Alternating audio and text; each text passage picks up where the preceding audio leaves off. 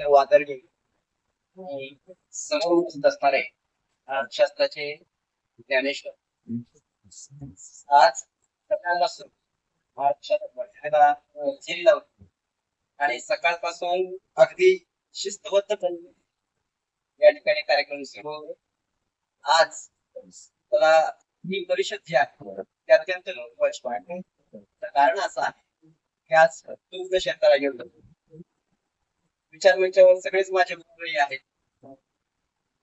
त्यामुळे सर माझे व्यवहारातले गुरु आहेत. त्यामुळे सर माझे पीएचडी गुरु आहेत आणि ज्यांना आज पुरस्कार मिळालेला आहे ते माझे बीए चे आणि एम ए चे गुरु आहेत. त्यामुळं पीएचडीचा ज्यांचा मी विद्यार्थी आहे त्यांच्या महाविद्यालयामध्ये होती आणि ज्यांना पुरस्कार मिळालेला आहे ते माझे एम ए चे आणि बीए चे आहेत. त्याच्यामुळे हा दुग्ध क्षेत्र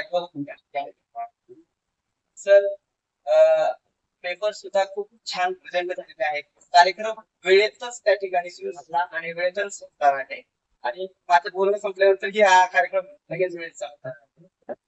जेवण सुद्धा खूप छान होतं कारण सर्वसामान्य माणसाला ऊर्जा पुरवणाऱ्या ज्वारीची भाकरी टाकताना पहिली भाकरी तव्यावर टाकल्यावर दुसऱ्या भाकरीसाठी पीठ मिळत असताना त्या पिठाचं आळं केलं जातं आणि त्या आळ्यामध्ये पाणी सोडलं जातं.